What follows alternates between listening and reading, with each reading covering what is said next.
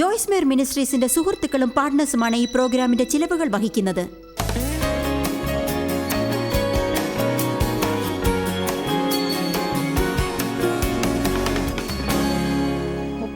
വാക്യം മത്തായി 25:32.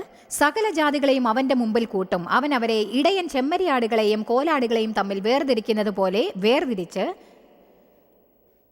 ചെമ്മരിയാടുകളെ തൻ്റെ വലതും കോലാടുകളെ തൻ്റെ ഇടത്തും നിർത്തും. ഇത് മുഴുവനും നാം വായിക്കാൻ പോവുകയാണ്.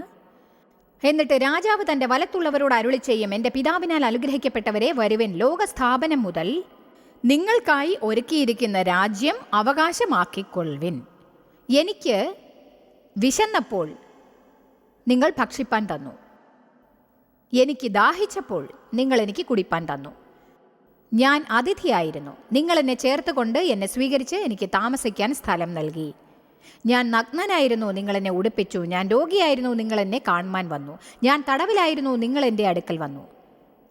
അതിന് നീതിമാന്മാർ അവനോട്, കർത്താവേ, ഞങ്ങൾ എപ്പോൾ നിന്നെ വിശന്ന് കണ്ടിട്ട് ഭക്ഷിപ്പാൻ തരികയോ ദാഹിച്ച് കണ്ടിട്ട് കുടിപ്പാൻ തരികയോ ചെയ്തു? ഞങ്ങൾ എപ്പോൾ നിന്നെ അതിഥിയായി കണ്ടിട്ട് നിന്നെ ചേർത്ത് കൊള്ളുകയോ നഗ്നനായി കണ്ടിട്ട് ഉടുപ്പിക്കുകയോ ചെയ്തു?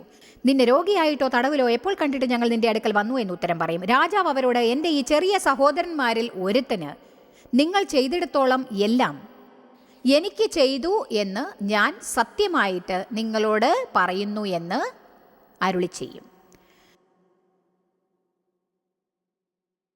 ചിലപ്പോൾ ഇതിൻ്റെ കൂടെ കുറച്ചും കൂടി ചേർക്കാം. നിങ്ങൾക്കിത് നന്നായി മനസ്സിലാവാൻ വേണ്ടി ഇതിൽ തന്നെ മുറുകെ പിടിക്കാം. നാം ജനങ്ങളോട് എങ്ങനെ പെരുമാറുന്നു എന്നത് ദൈവം നോക്കുന്നു. യേശു പറഞ്ഞു, എന്നെ സംബന്ധിച്ച് നിങ്ങൾ മറ്റുള്ളവരോട് എങ്ങനെ പെരുമാറുന്നുവോ അത് എന്നോടുള്ള പെരുമാറ്റമാണ്. ചിലപ്പോൾ തങ്ങളാൽ ആവുന്നത്ര എന്തെങ്കിലും നമുക്ക് ചെയ്തു തരുന്നവരോട് നാം അക്ഷമ കാണിച്ചാൽ അത് നിങ്ങൾക്ക് പെട്ടെന്ന് മനസ്സിലാക്കാൻ സാധിച്ചു എന്ന് വരില്ല. അങ്ങനെ വരുമ്പോൾ നാം ദൈവത്തോട് കരുതിക്കൂട്ടി അക്ഷമ കാണിക്കുകയാണ്. ഒരു ക്ലർക്കിന് മാനസികമായ എന്തോ അസ്വസ്ഥതയുള്ളപ്പോൾ അവളോട് പൗരുഷമായി നാം പെരുമാറും. അവൾ പുതിയതായിരിക്കാം, ക്യാഷ് രജിസ്റ്ററിൽ ടേപ്പ് തീർന്നിട്ടുണ്ടാവും, അന്ന് അവൾ ചെയ്യുന്നതൊന്നും ഒരുപക്ഷെ ശരിയായിരിക്കില്ല. അപ്പോൾ നമ്മൾ എന്ത് ചെയ്യും? ബമ്പർ സ്റ്റിക്കർ ഒട്ടിച്ചിരിക്കുന്ന നമ്മൾ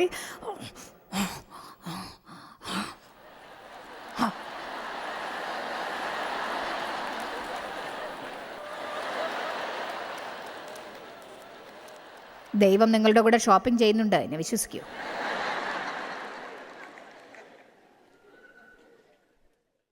പിന്നെ അവൻ ഇടതുഭാഗത്ത് നിൽക്കുന്നവരോട്, നമ്മളിപ്പോൾ പറയുന്നത് കോലാടുകളോടാണ്, ശപിക്കപ്പെട്ടവരെ, എന്നെ വിട്ട് പിശാചിനും അവൻ്റെ ദൂതന്മാർക്കും ഒരുക്കിയിരിക്കുന്ന നിത്യാഗ്നിയിലേക്ക് പോകുവിൻ.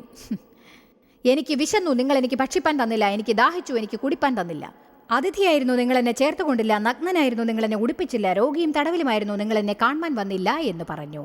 രോഗിയും തടവിലുമായിരുന്ന നിങ്ങൾ എന്നെ കാണുവാൻ വന്നില്ലെന്ന് പറഞ്ഞു. അപ്പോൾ അവരും, കർത്താവേ, ഞങ്ങൾ എപ്പോഴാകുന്നു നിന്നെ വിശന്നും അതിഥിയും നഗ്നനും രോഗിയും തടവിലും കണ്ടിട്ട് നിനക്ക് ശുശ്രൂഷ ചെയ്യാതിരുന്നത് എന്ന് ഉത്തരം പറഞ്ഞു. അവൻ അവരോട്, ഈ ഏറ്റവും ചെറിയവരിൽ ഒരുത്തനെ നിങ്ങൾ ചെയ്യാത്തിടത്തോളം എല്ലാം എനിക്കാകുന്നു ചെയ്യാത്തത് എന്ന് ഞാൻ സത്യമായിട്ടും നിങ്ങളോട് പറയുന്നു എന്ന് അരുളി ചെയ്തു എന്നിതിൽ പറയുന്നു.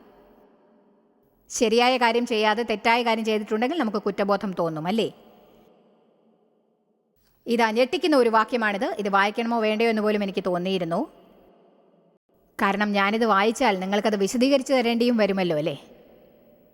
പിന്നീട് അവർ ശാശ്വതമായ ശിക്ഷയിലേക്ക് തള്ളപ്പെട്ടു, എന്നാൽ നേരായവർ ദൈവത്തോടു കൂടി ശാശ്വതമായ ജീവിതത്തിലേക്ക് പ്രവേശിക്കും. ഇവിടെ യേശു പറയുന്നത് ഇതാണ്: നിങ്ങൾ ദൈവത്തെ സ്നേഹിച്ച് മറ്റുള്ളവർക്ക് വേണ്ടി പ്രവർത്തിക്കുകയാണെങ്കിൽ അത് ദൈവത്തിന് ചെയ്യുന്ന പ്രവൃത്തിയായി കാണും. അപ്പോൾ നിങ്ങൾ സ്വർഗത്തിലേക്ക് പോകും. എന്നാൽ മറ്റുള്ളവർക്ക് വേണ്ടി നിങ്ങൾ ഒന്നും ചെയ്യാതെ, നിങ്ങൾ ക്രിസ്ത്യാനിയാണെന്ന് പറഞ്ഞാൽ ആർക്കും ഒരു സഹായവും ചെയ്തു കൊടുക്കാതിരുന്നാൽ, നമ്മൾ പറയാൻ ഇഷ്ടപ്പെടാത്ത ആ സ്ഥലത്തേക്കായിരിക്കും നിങ്ങൾ പോകുന്നത്. നമ്മൾ പ്രവൃത്തികളാൽ രക്ഷിക്കപ്പെടുമെന്ന് ഇതിൽ നിന്ന് മനസ്സിലാകുമെങ്കിലും നാം അത് ചെയ്യുന്നില്ല. നമ്മൾ കൃപയാൽ രക്ഷിക്കപ്പെടുമെന്നും നമുക്കറിയാം. പക്ഷേ ഞാൻ കുറെ കൂടി ആഴത്തിലേക്ക് കിടക്കാൻ പോവുകയാണ്.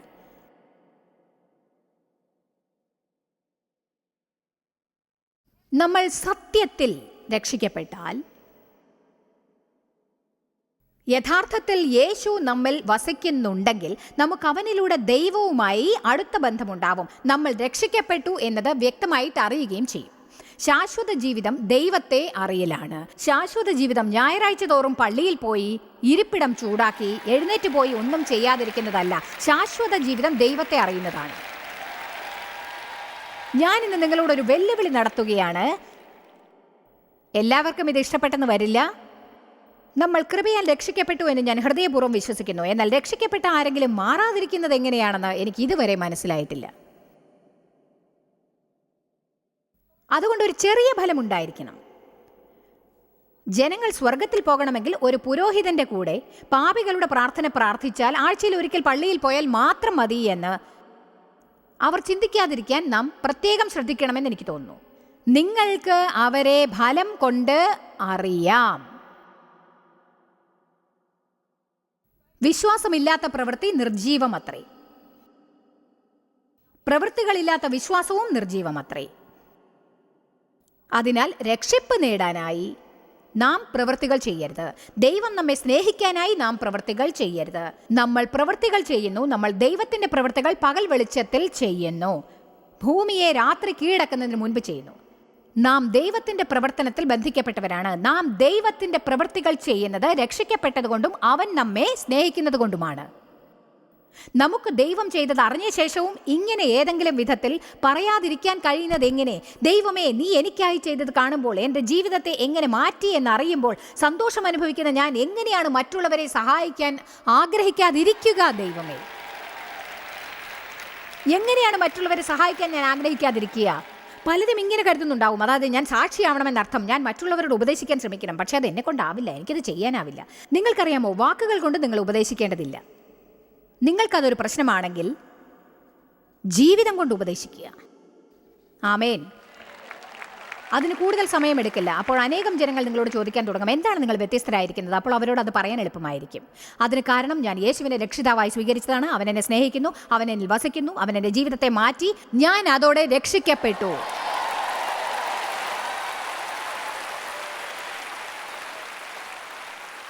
പള്ളിയിൽ പോയി തിരിച്ച് വീട്ടിൽ പോകുന്നതും വീണ്ടും പള്ളിയിൽ പോയി വീട്ടിൽ പോകുന്നതും വീണ്ടും പള്ളിയിൽ പോയി വീട്ടിലേക്ക് മടങ്ങുന്നതും, ഇതല്ലാതെ നാം വേറെ ചിലത് ചെയ്യേണ്ടതാണ്. കൂട്ടുകാരുമായി ഐക്യത ഉണ്ടാവണം. ഒരു ശരീരമായി ചേർന്ന് ആരാധിക്കുക. പുരോഹിതനിൽ നിന്ന് നല്ല പാഠങ്ങൾ പഠിക്കുക. എന്നിട്ട് അതിൽ നിന്ന് പുറത്തുപോയി എന്തെങ്കിലും ചെയ്യാൻ തയ്യാറാവുക. ലൂക്കോസ് 14:16. യേശു അവനോട് പറഞ്ഞു, ഒരു മനുഷ്യൻ വലിയൊരു അത്താഴം ഒരുക്കി പലരെയും ക്ഷണിച്ചു. അത്താഴ സമയത്ത് അവൻ തൻ്റെ ദാസനെ അയച്ച് ആ ക്ഷണിച്ചവരോടെല്ലാം ഒരുക്കിയിരിക്കുന്നു, വരുവിൻ എന്ന് പറയിപ്പിച്ചു. എല്ലാവരും ഒരേപോലെ ഒഴിവ് കഴിവ് പറഞ്ഞു തുടങ്ങി. ഒന്നാമത്തവൻ അവനോട്, ഞാനൊരു നിലം കൊണ്ടതിനാൽ അത് ചെന്ന് കാണേണ്ട ആവശ്യമുണ്ട്, എന്നോട് ക്ഷമിച്ചു കൊള്ളണമെന്ന് ഞാൻ അപേക്ഷിക്കുന്നു എന്ന് പറഞ്ഞു. മറ്റൊരുത്തൻ, ഞാൻ 5 ഏർക്കാളുകളെ കൊണ്ടിട്ടുണ്ട്, അവയെ ശോധന ചെയ്യാൻ പോകുന്നു, എന്നോട് ക്ഷമിച്ചു കൊള്ളണമെന്ന് അപേക്ഷിക്കുന്നു എന്ന് പറഞ്ഞു. ചിലപ്പോൾ ദൈവം തന്ന അനുഗ്രഹങ്ങളിൽ നാം വളരെ തിരക്ക് പിടിച്ച് പ്രവർത്തിക്കുന്നു. മറ്റുള്ളവരെ അനുഗ്രഹിക്കാൻ നമുക്കൊട്ടും സമയമുണ്ടാവുന്നില്ല. ഇതാണ് അനുഗ്രഹങ്ങൾ നഷ്ടപ്പെടാനുള്ള ഏറ്റവും വേഗതയുള്ള മാർഗം. ഇതെനിക്കിഷ്ടമായി. 20-ാം വാക്യം. വേറെ ഒരുത്തൻ, ഞാനിപ്പോൾ വിവാഹം കഴിച്ചിരിക്കുന്നു, വരുവാൻ എനിക്ക് കഴിയില്ല എന്ന് പറഞ്ഞു.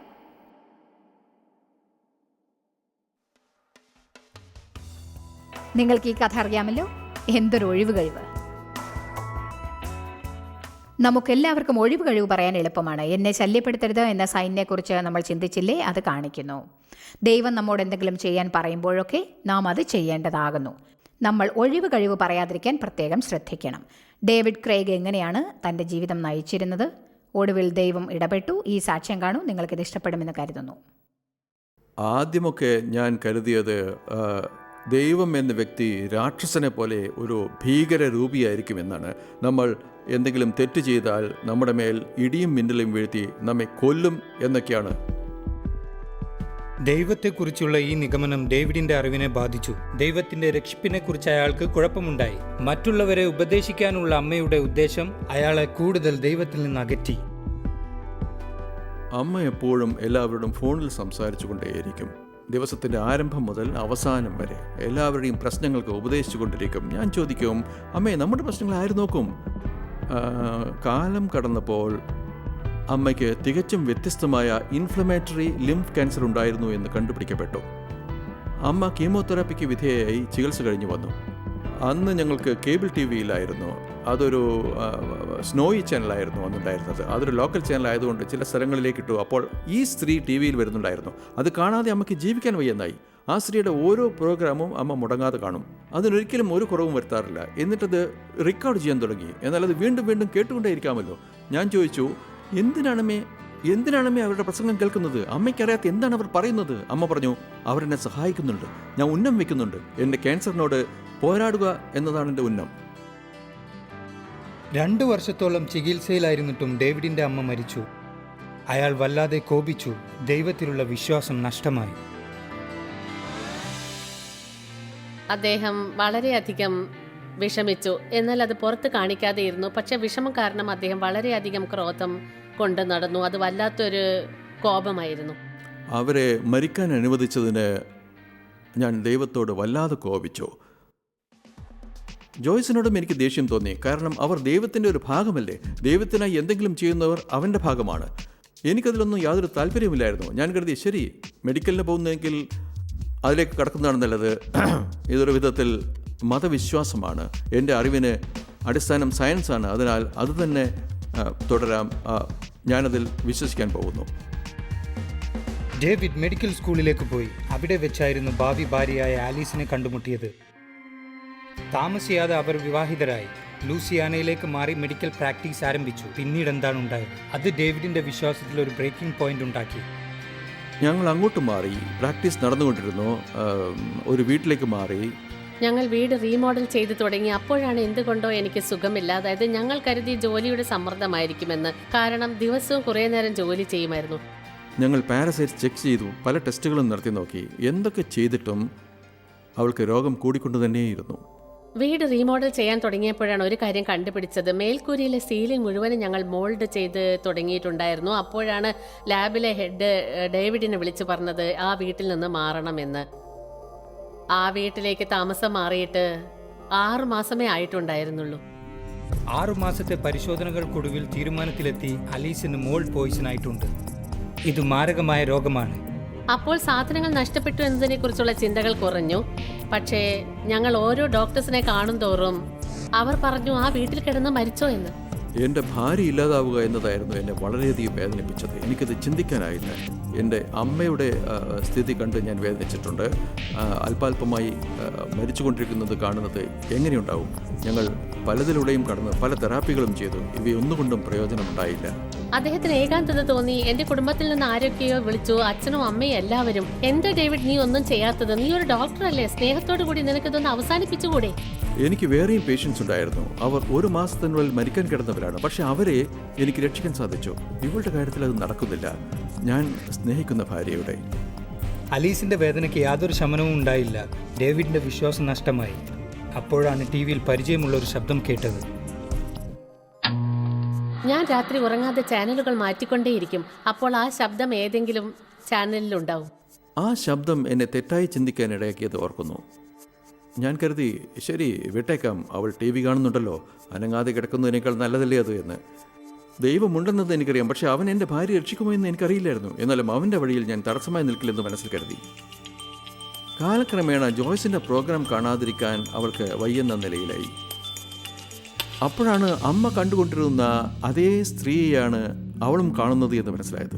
അത് ജോയ്സ് ആയിരുന്നു എന്നതല്ല, ഒരു സ്ത്രീ ആയിരുന്നു എന്നതല്ല, ആ ശബ്ദമാണ് പ്രധാനം. ഇങ്ങനെ പറയുന്നത് എന്തുമാത്രം മാന്യതയാണെന്നോ. എന്റെ ജീവിതത്തിൽ എന്തൊക്കെ പ്രശ്നങ്ങൾ ഉണ്ടായാലും ഞാൻ ദൈവത്തെ വിശ്വസിക്കും. ദൈവം എന്നെ സ്നേഹിക്കുന്നു. ഞാൻ ഭയത്തോടെ ജീവിക്കേണ്ടതില്ല. ദൈവം എന്റെ പക്ഷത്തുണ്ട്. എന്റെ പ്രശ്നങ്ങൾ ദൈവത്തെ ഏൽപ്പിച്ച് ഞാൻ അത് ശ്രദ്ധിക്കില്ല. പകരം ദൈവം എന്റെ പരിതസ്ഥിതിയിൽ പ്രവർത്തിക്കുമ്പോൾ അവൻ എന്നോടൊത്തുണ്ടാവും. ഞാൻ ജീവിതം സന്തോഷിക്കും. ആദ്യം ഞാൻ അവളോട് പറഞ്ഞു, എന്നോട് അതിനെക്കുറിച്ച് പറയേണ്ട. നിനക്കറിയാമോ, ഞാൻ വളർന്നതൊരു പള്ളിയുടെ ചുറ്റുപാടിലാണ്. എനിക്കെല്ലാം അറിയാം. ഞങ്ങൾ അത് ചെയ്തിട്ടുണ്ട്, ഇത് ചെയ്തിട്ടുണ്ട്. നിനക്കറിയാമോ, എൻ്റെ തോളിലൊരു ഭാരമുണ്ടായിരുന്നു. എന്നാൽ അവരുടെ പ്രഭാഷണം ഞാൻ കേൾക്കാൻ തുടങ്ങിയപ്പോൾ തുടർച്ചയായി കേട്ടുകൊണ്ടിരുന്നു. ഞാൻ കരുതി എന്താണെന്നോ, എനിക്ക് തെറ്റുപറ്റിയതാണ്. തെറ്റാണെന്ന് എനിക്ക് കൂടുതലായി തോന്നും തോറും അവരുടെ പ്രഭാഷണം ഞാൻ കേട്ടു. വേറെ ഞാൻ ഇനി എന്താണ് പറയുക? ഞാനത് കണ്ടുകൊണ്ടിരുന്നു. ഇപ്പോൾ ഞാൻ തെറ്റു ചെയ്യുകയാണെന്ന് തോന്നുന്നില്ല. എൻ്റെ ബുദ്ധിയിൽ പല കാര്യങ്ങളും കടന്നുകൂടി കഴിഞ്ഞു. മരങ്ങൾക്കിടയിലൂടെ കാട് കാണാൻ എനിക്ക് കഴിയില്ലായിരുന്നു.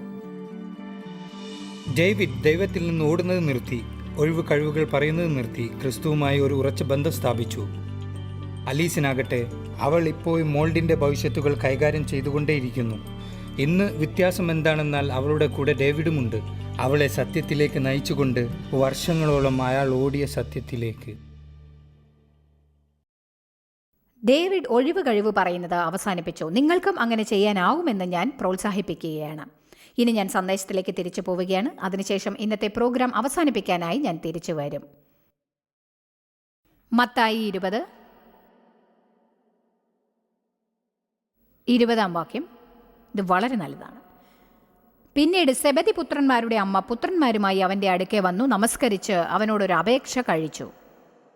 നിനക്കെന്ത് വേണമെന്ന് അവൻ അവളോട് ചോദിച്ചു. അവൾ അവനോട്, ഈ എൻ്റെ പുത്രന്മാരിരുവരും നിന്റെ രാജ്യത്തിൽ ഒരുത്തൻ നിന്റെ വലത്തും ഒരുത്തൻ ഇടത്തും ഇരിപ്പാൻ അരുളി ചെയ്യണമേ എന്ന് പറഞ്ഞു. അവർക്ക് ഓരോ സ്ഥാനം കിട്ടാനായിട്ടാണ് അവൾ ശ്രമിച്ചത്. പക്ഷേ യേശു ഉത്തരമായി പറഞ്ഞത്, നിങ്ങൾ യാചിക്കുന്നത് ഇന്നതെന്ന് അറിയുന്നില്ല. കാരണം സ്ഥാനത്തോടെ ചുമതലയും ഉണ്ടാവുമെന്ന് അവൾ അറിഞ്ഞിരുന്നില്ല. ഞാൻ ഈ ആൾത്താരയിൽ ചിലവാക്കുന്ന അല്പസമയം, ദിവസവും നിങ്ങൾ എന്നെ ടി വിയിൽ കാണുന്ന 30 മിനിറ്റിന് ഞാൻ ചിലവാക്കുന്നതും ഇതിനായി പ്രയോജനപ്പെടുത്തുന്നതും താരതമ്യപ്പെടുത്തിയാൽ ഒരു ബക്കറ്റിലെ ഒരു തുള്ളിയായിരിക്കും. ഞാൻ കുടിപ്പാനിരിക്കുന്ന പാനപാത്രം കുടിക്കാൻ നിങ്ങൾക്ക് കഴിയുമോ? ഞാൻ സ്നാനമേറ്റതുപോലെ നിങ്ങൾക്ക് സ്നാനമേൽക്കാൻ സാധിക്കുമോ? അത് അഗ്നിയുടെ സ്നാനമായിരുന്നു. യേശു പറഞ്ഞു, നിങ്ങൾ എൻ്റെ പാനപാത്രം കുടിക്കുമോ? എൻ്റെ പാനപാത്രം നിങ്ങൾ കുടിക്കും. എങ്കിലും എൻ്റെ വലതും ഇടത്തും ഇരിപ്പാൻ വരം നൽകുന്നത് എൻ്റേതല്ല, എൻ്റെ പിതാവ് ആർക്ക് ഒരുക്കിയിരിക്കുന്നുവോ അവർക്ക് കിട്ടും എന്ന് പറഞ്ഞു. ഇത് ജനങ്ങളെക്കുറിച്ചുള്ള നീരസത്തെ കാണിക്കുന്നു. ശേഷം 10 പേർ അത് കേട്ടിട്ട് ആ 2 സഹോദരന്മാരോട് നീരസപ്പെട്ടു. യേശുവിൻ്റെ ഇടതും വലതും ഇരിക്കണമെന്ന് ആവശ്യപ്പെടാൻ നിങ്ങൾ ആരാണെന്നാണ് കരുതിയിരിക്കുന്നത്? ആ വശങ്ങളിൽ ആരെങ്കിലും ഇരിക്കുന്നുണ്ടെങ്കിൽ അത് ഞങ്ങളായിരിക്കും. യേശു അവരെ അരികെ വിളിച്ചു പറഞ്ഞു. യേശുവിന് എന്തറിയാമെന്ന് യേശു അറിഞ്ഞിരുന്നു. എല്ലാം അറിഞ്ഞുകൊണ്ട് ജനങ്ങളുടെ കൂടെ ഇരിക്കുന്നത് തീർച്ചയായും ബുദ്ധിമുട്ട് തന്നെയായിരിക്കും. നിങ്ങളുടെ രക്ഷിക്കപ്പെടാത്ത ബന്ധുക്കളോടൊത്ത് ഒരു ദിവസം ചിലവാക്കുന്നത് കഠിനമാണെന്ന് നിങ്ങൾക്ക് തോന്നിയാൽ നിങ്ങളത് ശ്രമിക്കണം. നിങ്ങളിൽ ചിലർ ക്രിസ്മസിനെ ഭയപ്പെടാൻ തുടങ്ങിയിരിക്കുന്നു എന്നെനിക്കറിയാം. നിങ്ങൾ കരുതാൻ തുടങ്ങിയിരിക്കുന്നു, രക്ഷിക്കപ്പെടാത്തവരുമായി ദിവസം മുഴുവനും ഞാൻ ചെലവാക്കണമല്ലോ. യേശു അവരെ അരികെ വിളിച്ചു പറഞ്ഞു, ജാതികളുടെ അധിപന്മാർ അവരിൽ കർത്തൃത്വം ചെയ്യുന്നു എന്നും മഹത്തുക്കൾ അവരുടെ മേൽ അധികാരം നടത്തുന്നു എന്നും നിങ്ങൾ അറിയുന്നു. 26 വാക്യം. നിങ്ങൾ അങ്ങനെ അരുത്. നിങ്ങളിൽ മഹാനാകുവാൻ ഇച്ഛിക്കുന്നവനെല്ലാം നിങ്ങളുടെ ശുശ്രൂഷക്കാരൻ ആകണം. നിങ്ങളിൽ ഒന്നാമനാകുവാൻ ഇച്ഛിക്കുന്നവനെല്ലാം നിങ്ങളുടെ ദാസനാകണം. മനുഷ്യപുത്രൻ ശുശ്രൂഷ ചെയ്യിപ്പാനല്ല, ശുശ്രൂഷിപ്പാനും അനേകർക്ക് വേണ്ടി തൻ്റെ ജീവനെ മറുവിലയായി കൊടുപ്പാനും വന്നതുപോലെ തന്നെ. എല്ലാവരെക്കാളും വലിയ മനുഷ്യൻ മറ്റുള്ളവരുടെ പാദങ്ങൾ കഴുകാൻ സന്നദ്ധനായവനത്രേ. ആരുടെയെങ്കിലും പാദം, പ്രശസ്തരായവരുടെ പാദം, നിങ്ങൾക്ക് പരിചയമില്ലാത്തവരുടെ പാദം, നിങ്ങളുടെ കുടുംബത്തിൻ്റെ പാദം. ഞാൻ ഒരിക്കൽ കൂടി പറയട്ടെ, പാദം കഴുകുന്നതിനെ പറ്റി അല്ല ഞാനിവിടെ പറയുന്നത്. മറ്റുള്ളവർക്ക് വേണ്ടി ചെറിയ കാര്യങ്ങൾ ചെയ്യുക, ആത്മീകമായ പ്രവൃത്തി, അതിനെക്കുറിച്ചാണ് ഞാനിപ്പോൾ പറയുന്നത്. നമ്മളെപ്പോഴും വലിയ കാര്യങ്ങളിലാണ് ശ്രദ്ധ പതിപ്പിക്കുന്നത്, ചെറിയ കാര്യങ്ങളെക്കുറിച്ച് നാം മറക്കുന്നു. യേശുവിൻ്റെ ജീവിതം വലിയ കാര്യങ്ങൾ നിറഞ്ഞതായിരുന്നു. പക്ഷേ യേശു പല ചെറിയ കാര്യങ്ങളും ശ്രദ്ധിച്ചു. അവൻ നിന്നു, അവൻ സംസാരിച്ചു, അവൻ സൗഖ്യമാക്കി. മർക്കോസ് 9:30.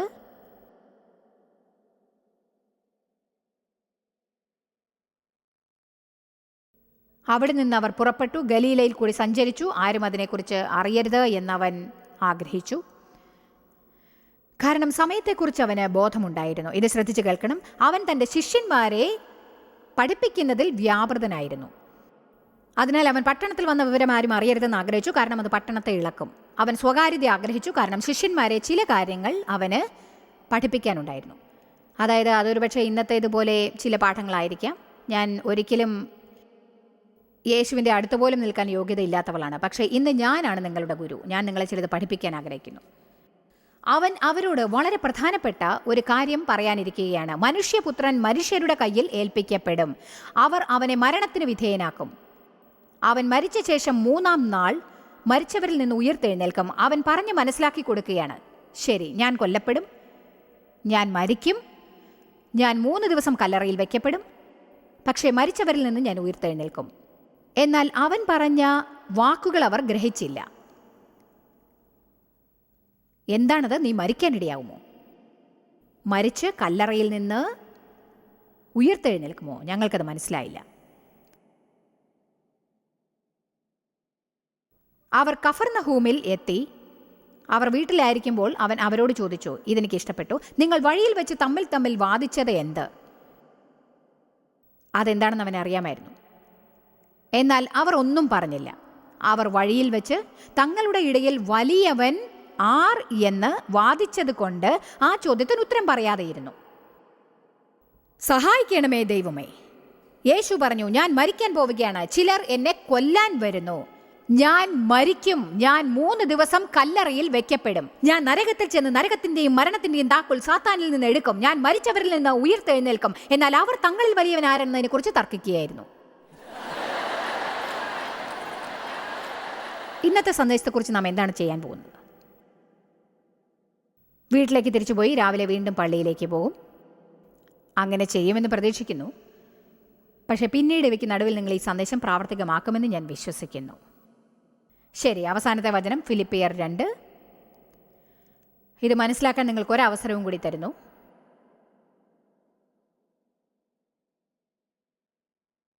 നിങ്ങൾക്ക് ആവശ്യമുണ്ടാക്കുമെന്ന് എനിക്ക് തോന്നുന്നു. ഇത് നിങ്ങൾ അറിഞ്ഞിരിക്കേണ്ട ഒരു ബോധവുമാണ്. ഇവിടെ നിന്ന് ഞാൻ പുറത്തിറങ്ങിയ ശേഷം ഇത് പ്രകാരം പ്രവർത്തിക്കും, ദൈവം ഇത് ചെയ്യാൻ എന്നെ സഹായിക്കുന്നത് കാണാൻ കാത്തിരിക്കാനാവില്ല. നിങ്ങളിൽ എത്ര പേർക്കാണ് ജീവിതത്തിൽ കൂടുതൽ ശക്തി വേണ്ടത്? ശരി, അങ്ങനെ കിട്ടുമെന്ന് ഞാൻ നിങ്ങൾക്ക് കാണിച്ചു തരാം. 5-ാം വാക്യം ഫിലിപ്പിയർ 2:5. ക്രിസ്തു യേശുവിലുള്ള അതേ മനോഭാവവും താഴ്മയും തന്നെ നിങ്ങളിലും ഉണ്ടായിരിക്കട്ടെ. താഴ്മയുടെ ഉദാഹരണമായി അവനെ കാണുവിൻ. താഴ്മയില്ലെങ്കിൽ നിങ്ങൾക്ക് ആത്മീയതയുള്ള ഒരു പാദസേവകനാവാൻ കഴിയില്ല. അല്ലെങ്കിൽ നിങ്ങൾ സ്വയം മികച്ചവനാണെന്ന് ഭാവിക്കാനായി ഉയർന്ന സ്ഥാനമാനങ്ങൾക്കായി ആഗ്രഹിക്കും. അവൻ ദൈവരൂപത്തിലിരിക്കെ ദൈവത്തോടൊത്തുള്ള സമത്വം മുറുകെ പിടിച്ചു കൊള്ളണം എന്ന് വിചാരിക്കാതെ ദാസരൂപം എടുത്ത് മനുഷ്യനായി വിളങ്ങി തന്നെത്താൻ താഴ്ത്തി മരണത്തോളം അനുസരണയുള്ളവനായി തീർന്നു. യേശു പാദങ്ങൾ കഴുകിയത് ഓർമ്മിക്കുന്നില്ലേ? അവൻ വസ്ത്രം അഴിച്ചുവെച്ച് ദാസന്റെ തൂവാലയെടുത്ത് അരയ്ക്ക് കെട്ടി പിന്നീട് തൂവാല അഴിച്ചുവെച്ച് തൻ്റെ വസ്ത്രം ധരിച്ചു. ഞാൻ എൻ്റെ ഓഫീസിൽ യേശുവിൻ്റെ ശരീരത്തിൽ ഒരു ഗുരുവായി നിൽക്കുന്നു. എനിക്ക് അധികാരം എന്ന ആത്മീക വസ്ത്രമുണ്ട്.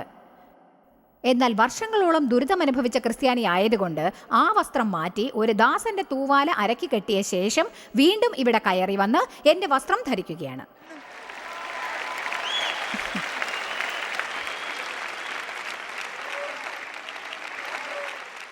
അവൻ വസ്ത്രം അഴിച്ചു മാറ്റി, ആരും അവനിൽ നിന്ന് അതഴിച്ചില്ല. അവൻ തനിക്ക് അവകാശമായ എല്ലാ മാന്യതയും അഴിച്ചുവെച്ചു. എന്നിട്ട് ഒരു അടിമയെപ്പോലെ ദാസനെ പോലെ വേഷം ധരിച്ചു. ദാസനാവുന്നത് ബലഹീനതയാണെന്ന് നാം കരുതുന്നു. അതാണ് നിങ്ങൾക്ക് ലഭിക്കാവുന്ന ഏറ്റവും അധികാരമുള്ള സ്ഥാനം. പ്രത്യേകിച്ച് ക്രിസ്തുവിൽ നിങ്ങൾ ആരാണെന്ന് അറിഞ്ഞുകൊണ്ട്, എന്തുകൊണ്ടാണ് അങ്ങനെ ചെയ്യുന്നത് എന്ന് അറിഞ്ഞുകൊണ്ട് ചെയ്താൽ. ജനങ്ങൾ എന്നെ അത്ഭുതപ്പെടുത്താറുണ്ട്. ഞാൻ അടുത്ത കാലത്ത് കൊൽക്കത്തയിൽ ചെന്നിരുന്നു. അതിന് ഒരുപാട് പ്രയത്നിക്കണം. സ്ഥിതിഗതികൾ അത്ര ഗുണമായിരുന്നില്ല. ഒരു കാര്യം പറയട്ടെ, നമ്മൾ ജനങ്ങളോട് വ്യത്യാസമില്ലാതെ സംസാരിക്കുമ്പോൾ 2-3 പേർ രോഗികളാണെന്ന് വരും. അവർക്ക് വേണ്ടി എന്തെങ്കിലും ചെയ്യണമെങ്കിൽ അതിന് തക്ക വില കൊടുക്കേണ്ടി വരും. ഞാൻ ഒരിക്കൽ ശുശ്രൂഷക്കാരനായ ഞങ്ങളുടെ ഒരു സുഹൃത്തിനെ റെസ്റ്റോറൻറ്റിൽ കണ്ടു. അദ്ദേഹം പറഞ്ഞു, അത്തരം കാര്യങ്ങൾ ചെയ്യുന്നതിന് ഞാൻ നിങ്ങളെ പ്രശംസിക്കുന്നു. നിങ്ങളുടെ മിനിസ്ട്രിയുടെ ഇന്നുള്ള ലെവലിൽ നോക്കുമ്പോൾ നിങ്ങളത് ചെയ്യേണ്ടിയിരുന്നില്ല. ഞാൻ പറഞ്ഞു, ഒന്ന് നിൽക്കൂ, ഞാനത് ചെയ്തേ തീരൂ. അതാണ് ജനങ്ങൾക്ക് മനസ്സിലാവാത്തത്. ഒരുപക്ഷെ എനിക്കിങ്ങനെ പറയാൻ സാധിച്ചെന്ന് വരാം, എനിക്ക് എവിടെയും പോകാം, അവിടെ ഞാൻ പോകേണ്ടതില്ല. എന്നാൽ ഞാൻ അവിടെ ഉണ്ടായിരിക്കണം. കാരണം ദൈവം എന്നോട് അവിടെ ചെല്ലാനാണ് പറഞ്ഞത്. ഞാൻ അങ്ങോട്ട് പോകാൻ വിസമ്മതിക്കുകയാണെങ്കിൽ എനിക്ക് ഇവിടെ പിന്നെ ഒരു കാര്യവുമില്ല. ഹലോ, അങ്ങോട്ട് പോകാൻ എനിക്ക് സമ്മതമില്ലെങ്കിൽ ഇവിടെ വരാനും എനിക്ക് യോഗ്യതയില്ലെന്നാണ് പറഞ്ഞത്. നിങ്ങളുടെ സിറ്റിയിൽ വേദന അനുഭവിക്കുന്നവരെ സന്ദർശിക്കാൻ നിങ്ങൾക്ക് സമ്മതമല്ലെങ്കിൽ പള്ളിയിലെ വർഷിപ്പ് ലീഡർ ആവാനും നിങ്ങൾക്ക് യോഗ്യതയില്ല. ഞാൻ നന്നായി പ്രസംഗിക്കുന്നു, എനിക്ക് ആവേശമാണ്. ശരി, ഏകദേശം കഴിയാറായി. അവൻ തന്നെത്താൻ ഒഴിച്ച് വേഷത്തിൽ മനുഷ്യനായി വിളങ്ങി, തന്നെത്താൻ താഴ്ത്തി മരണത്തോളം, ക്രൂശിലെ മരണത്തോളം തന്നെ അനുസരണയുള്ളവനായി തീർന്നു. അതുകൊണ്ട് ദൈവവും അവനെ ഏറ്റവും ഉയർത്തി. ഇതെനിക്കിഷ്ടമായി. അവൻ തന്നെത്താൻ താഴ്ത്തിയത് കൊണ്ടാണത്. സകല നാമത്തിലും മേലായ നാമം നൽകി. അങ്ങനെ യേശുവിൻ്റെ നാമത്തിങ്കൽ സ്വർലോകരുടെയും ഭൂലോകരുടെയും അധോലോകരുടെയും മുഴങ്കാലൊക്കെയും മടങ്ങി. ആ നാമം ഉപയോഗിക്കുമ്പോൾ നിങ്ങൾക്ക് ശക്തിയുണ്ടായിരിക്കണം. എന്നിട്ട് ദൈവം നിങ്ങളോട് ചെയ്യാനായി ആജ്ഞാപിച്ചത് ചെയ്യുക. ദിവസം തോറും നിങ്ങളുടെ ജീവിതത്തിൽ ശല്യപ്പെടുത്തരുത് എന്നൊരു സൈൻ ഉണ്ടെങ്കിൽ അത് മാറ്റിക്കളയാൻ ഈ പ്രസംഗം നിങ്ങളെ പ്രോത്സാഹിപ്പിച്ചിരിക്കുമെന്ന് വിശ്വസിക്കുന്നു. എന്നിട്ട് ദൈവം നിങ്ങൾക്ക് ചെയ്യാൻ ഏൽപ്പിച്ചത് എന്തായാലും അതിനായി ഒരുങ്ങിയിരിക്കുക. ജോയ്സ് മേയറുടെ ശുശ്രൂഷാ കേന്ദ്രത്തിൽ നിങ്ങൾ അറിഞ്ഞതിനേക്കാൾ നിങ്ങൾ ഞങ്ങൾക്ക് വളരെ പ്രിയപ്പെട്ടവരാണ്. ലോകം മുഴുവൻ ഈ ശുശ്രൂഷാ കേന്ദ്രത്തെ നടത്താൻ സഹായിച്ചതിൽ എല്ലാവർക്കും വളരെ നന്ദി. നമ്മൾ ഒരുമിച്ച് വിശക്കുന്നവർക്ക് ആഹാരം കൊടുക്കുന്നു, പാവപ്പെട്ടവർക്ക് വസ്ത്രങ്ങൾ കൊടുക്കുന്നു, എല്ലാ ദേശത്തേക്കും സന്ദേശങ്ങൾ അറിയിക്കുന്നു. ഞങ്ങൾ നിങ്ങളോട് അപേക്ഷിക്കുകയാണ്, ഞങ്ങളോട് ബന്ധപ്പെടുക. joycemeyer.org. നിങ്ങളുടെ പ്രാർത്ഥനകളും അപേക്ഷകളും പകർന്നുകൊള്ളാൻ, അതിനെപ്പറ്റി കൂടുതൽ അറിയുവാൻ, ജോയ്സിന്റെ പൊതുയോഗ വിവരപ്പട്ടിക ലോകം മുഴുവൻ ക്രിസ്തുവിന്റെ സ്നേഹം പകരാൻ ഞങ്ങളോട് പങ്കുചേരുക. ജോയ്സ് മേയർ മിനിസ്ട്രീസിന്റെ സുഹൃത്തുക്കളും പാർട്ട്നേഴ്സുമാണ് ഈ പ്രോഗ്രാമിന്റെ ചിലവുകൾ വഹിക്കുന്നത്.